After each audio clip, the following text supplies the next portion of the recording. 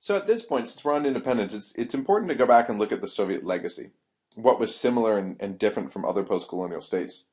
So among the similarities with other post-colonial states is that you had these institutions, these really foreign institutions that had been left in place, especially the Communist Party penetration, uh, courts, local governments, all these structures that were created by the Soviets.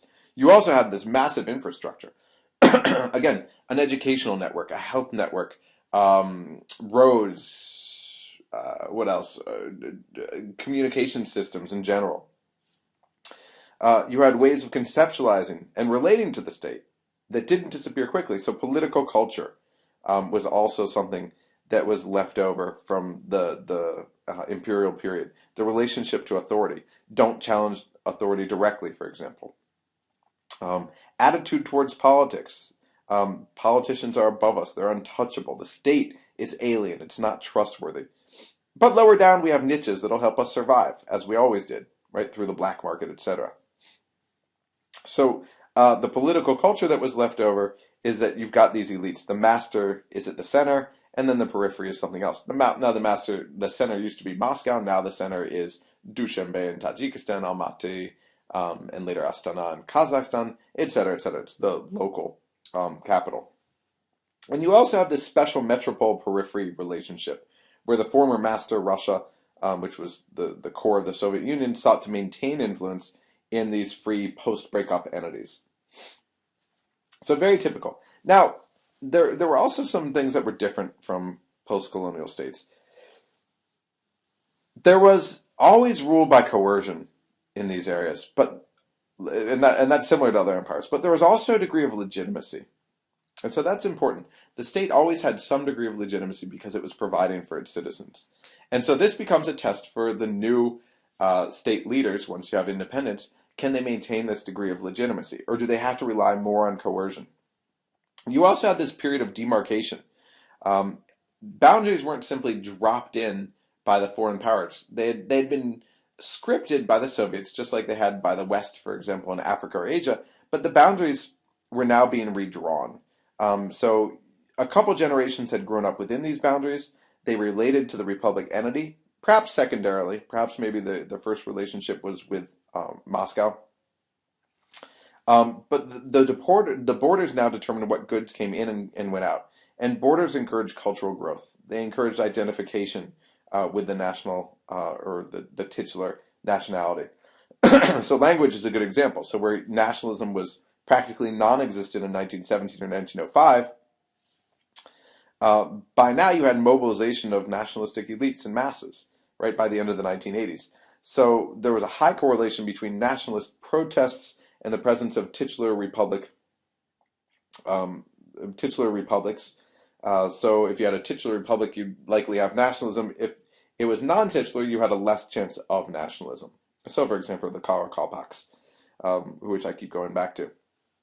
This changed the way that elite politics played out and how elites controlled power at the end. So it changed expectations. Earlier, no one would have thought of an independent state along the same lines that they think of one today. It didn't seem possible. But the arbitrary borders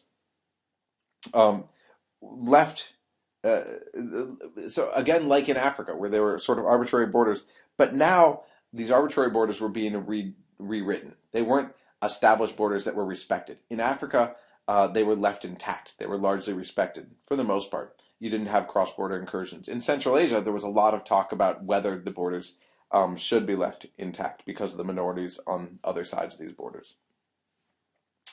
So, again, some of the advantages that they had compared to other post-colonial systems, again, this naive optimism based on the fact that people want their resources, but the resources are real. So, unlike many other post-colonial states, they had oil, they had gas.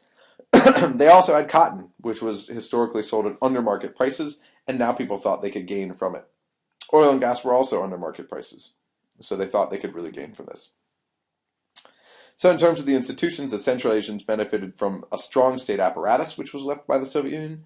Most bureaucratic entities that existed, they easily transferred previous administrative structures to the new states. It was easy because you had these, what do we call them, oblasts or sort of counties raions, all these sorts of, so these rayon would be like a district. These things already existed, and they inherited these.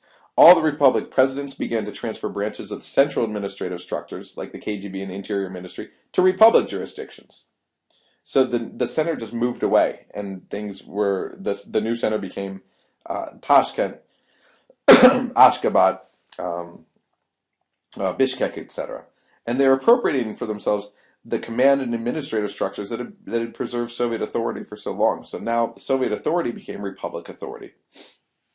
They had trained bureaucratic staffs which could carry out orders, although perhaps not make policy very well, because policy was always made within the center. So they had to work on that. But they could easily carry out orders. So this is important, having this loyal bureaucracy, loyal and trained to run the state non-critically, right? You didn't have bureaucratic the worry that the bureaucracy is going to sabotage the running of the state, like it could, for example, even in democratic Japan, if they wanted to. You have a loyal legislature. The legislature was historically passive, and it remained so. It was rubber stamped in many places. So now, instead of a republic level legislature, it's a national level legislature, and it continues to function the way it always did. In terms of infrastructure, you have an extensive, if subpar, communications network, the health system, the educational system, the security apparatus, all these things that I've mentioned. The cultural legacy I've also talked about. So, given all this, we might have expected to see Otto colonization in Central Asia, because all these things were there, but they were weak. The disinterest from external powers was fairly shocking for all these people. Again, this naive optimism.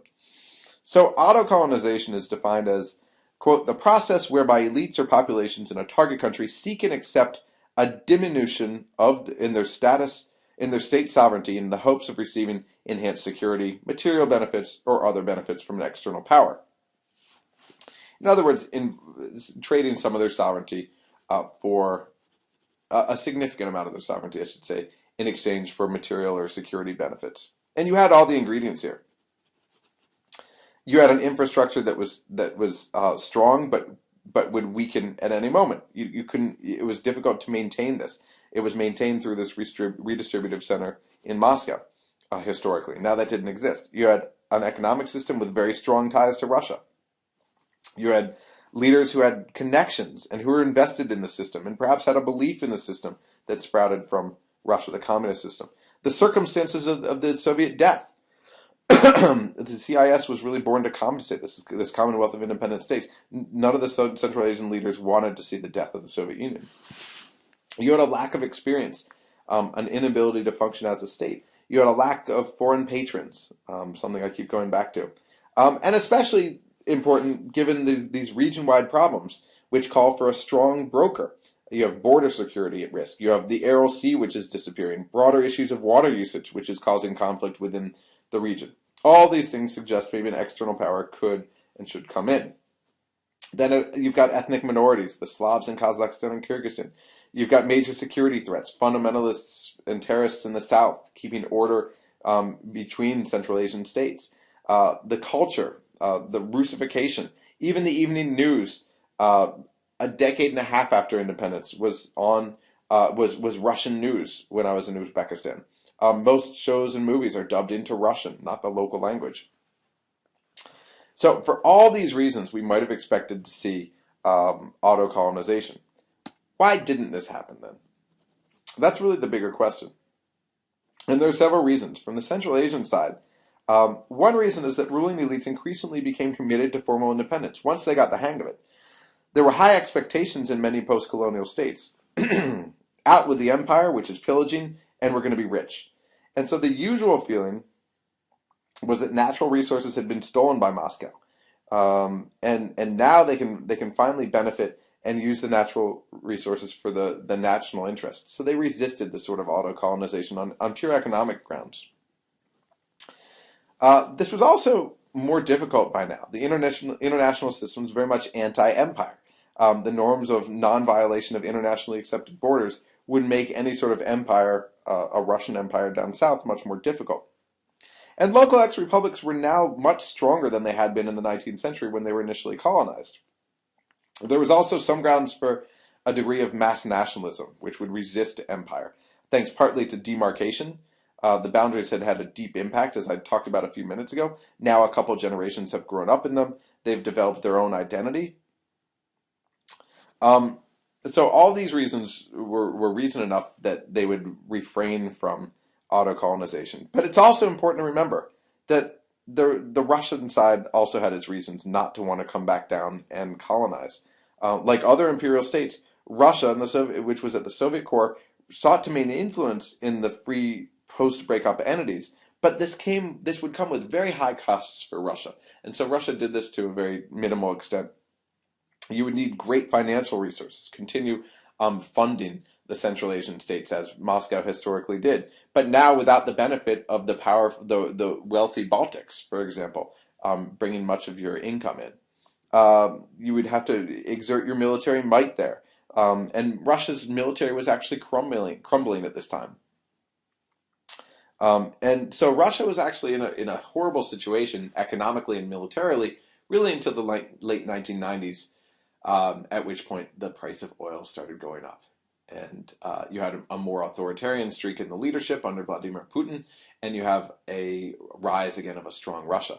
But throughout the 1990s, Russia was not particularly strong, and so it wasn't interested in moving out and engaging in colonization again. So auto colonization didn't happen, and colonization didn't happen because both the Central Asian circumstances and also the Russian circumstances.